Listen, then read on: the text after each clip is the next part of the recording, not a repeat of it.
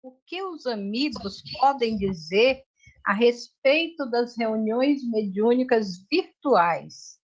Ouvi relato de que seja uma nova forma de trabalho, mas penso não ser adequado. Qual a recomendação da doutrina espírita? A recomendação já está aí desde o início da pandemia, né? Vamos lá, começando pelo Jacobson, que escreveu um artigo logo em maio de 2020, né?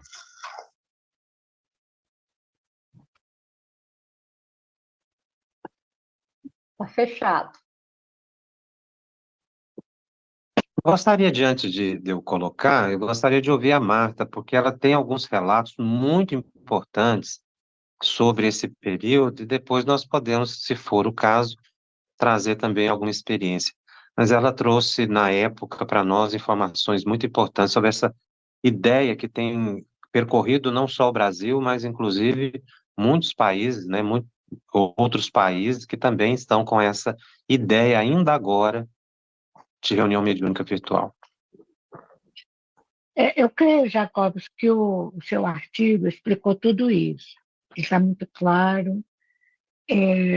Nós temos tido enfrentado essa dificuldade, que há médiuns bons que são ajustados, são equilibrados, e a transmissão via virtual não sofreu nenhum constrangimento, mas considerando que dentro da reunião mediúnica presencial, a que nós estamos acostumados na casa espírita, exige tantos cuidados, tanto do plano espiritual, quanto do plano físico, da equipe encarnada, da equipe desencarnada. Você vê, a companheira falou hoje até do ambiente, né? Ozonização do ambiente previamente, lugares para facilitar, tornar elétrico para facilitar as comunicações. E esse é o mínimo, usando equipamentos para atendimento, para a distância ou presencialmente. Dentro do contexto da reunião presencial, quantos cuidados, o momento da leitura, da prece, da manifestação dos espíritos, cuidado com o diálogo, né, o conteúdo, tudo isso. Agora, de repente, já abre mão e coloca isso de uma maneira remota, virtual. Então, aconteceu, na época, situações muito desagradáveis, muito mesmo, em que as pessoas nos procuravam virtualmente, querendo saber o que a gente podia fazer.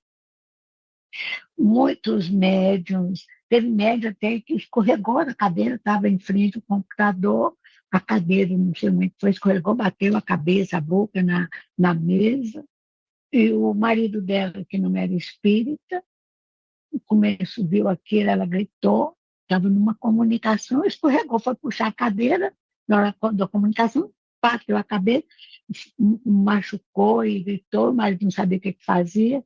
Outras que eram, na hora da comunicação, fazia ligações com entidades perturbadas e perturbadoras, sobretudo, mais perturbadoras, porque o lar onde que a pessoa se encontrava, no escritório, algumas teve que optar por ir para o escritório. Nem sempre tinha aquela preparação, aquela harmonia, aquelas barreiras vibratórias que André Luiz faz e que Martins esperava no livro, resumiu e que explicou tão bem para todos nós. Então, não tinha condições de ter uma organização, não tinha uma segurança nem física e muito menos moral. Então, de repente, você entra num negócio desse aí virtual, pode acontecer de tudo. Pode acontecer que nada, pode não acontecer nada, mas pode acontecer. Então, se o trabalho mediúnico, as comunicações, existem tantos cuidados no carro, como é que você vai, de repente, abrir? Nós tivemos muitos relatos de casos. Teve uma pessoa que entrou numa crise assemelhante a uma epilepsia, crise epiléptica, epileptoide, e ficou se batendo. Quer dizer, teve casos assim, e teve casos que não aconteceu nada, mas a mensagem, teve casos que não aconteceu nada, que a mensagem foi boa, e teve casos que não aconteceu nada, e a mensagem era de péssima qualidade. Então, a gente tem que avaliar as condições do meio. A Sueli Schubert Caldas fala muito bem nas dimensões do centro espírita, né? Como esse trabalho de intercâmbio. Então, pode ser que no futuro a gente ocorra isso, mas em um momento, né, que eu vejo nas redes sociais, mesmo limitando quem entra, quem não entra, nós ainda não estamos com domínio, com preparo adequado para fazer assim, livremente essa comunicação, mesmo se tratando de espíritos mais esclarecidos, de um benfeitor, que eles nos envolvem com as suas vibrações superiores. Mas o problema é o ambiente, somos nós mesmos, porque numa reunião mediúnica nós temos uma ampara proteção, não só dos trabalhadores encarnados da equipe, que nos fornece energia e harmonia, como dos benfeitores espirituais. É isso aí, mas eu acho que aquele artigo que você publicou resumiu toda a questão e esclarece melhor do que os exemplos e as experiências, que a gente não podia fazer nada, porque estava à distância e nós não podíamos atender as pessoas. Realmente, dentro da visão espírita, a gente não consegue criar a harmonia e a unidade, o feixe de varas, à distância. E existem alguns mitos que as pessoas justificam, que os espíritos improvisam.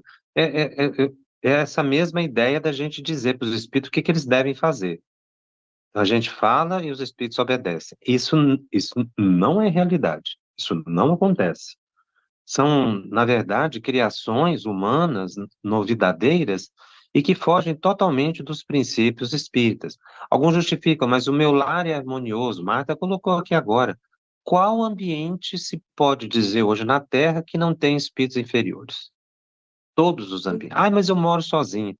Kardec diz que quando uma pessoa insiste muito em dizer que ela só tem boa assistência, isso é uma manifestação de vaidade e de orgulho da própria pessoa, que se considera, então, acima, não é, das circunstâncias que o planeta está oferecendo. Então, a, a possibilidade, né, de perturbação é muito grande. E nós vimos isso na época da pandemia como aquela insatisfação humana em se atender a ditames sociais importantes que era o isolamento e que surgiu isso como uma alternativa, mas que não teve, não tem o resultado esperado, como Marta colocou, por causa das condições. O tripé da reunião mediúnica que Kardec coloca, dirigente, médium e equipe, isso não fica configurado à distância. E as justificativas, né, que a gente achava assim muito estranha, perguntaram, mas e se a internet cair? Aí a pessoa diz, não, você está incorporado ali, a internet cai, o que que eu faço? Não, você desincorpora, religa o aparelho e depois incorpora de novo. Isso sozinho dentro de casa. Isso foi dito propagado como orientação, né? E se o dirigente, né, perde a conexão com o espírito, que a internet não volta, o que que ele tem que fazer? Não, aí não tem que fazer nada, encerrou mesmo. Quer dizer, como é que fica o médium lá na casa dela? E Marta colocou aí esses exemplos tão importantes. Então, isso é uma situação que precisa ser bem refletida. Muitas pessoas estão divulgando isso como se fosse a evolução da reunião mediúnica, mas, na verdade, a gente percebe como um retrocesso, não é? Uma desagregação do próprio grupo mediúnico que fica difuso e pulverizado. É um tema realmente também muito polêmico e que nós vamos ainda enfrentar bastante. E precisamos ter muita segurança doutrinária para dar orientações como essas. Mary Jane, Zeila e Dona Marta. Mais algum assunto, mais alguma coisa a respeito dos temas que foram tratados hoje que vocês gostariam de falar? Eu gostaria de deixar uma reflexão sobre esse tema de reunião mediúnica virtual. Eu fico pensando até onde vai a vaidade ainda do ser humano, né? Porque esse tipo de reunião é o ser humano querendo, o encarnado, ser humano encarnado, querendo tomar nas mãos a direção da reunião mediúnica. Então, o virtual, ele cai a internet, ele desincorpora, liga, incorpora. Então, ele tem o total controle sobre a reunião mediúnica. E nós sabemos que não é assim. Então, eu acho que é uma reflexão para todos nós, até onde vai nossa vaidade, nosso comodismo, para insistirmos em algo desta maneira, conhecendo a mediunidade, sabendo que não somos nós que controlamos uma reunião mediúnica. É só uma reflexão sobre isso.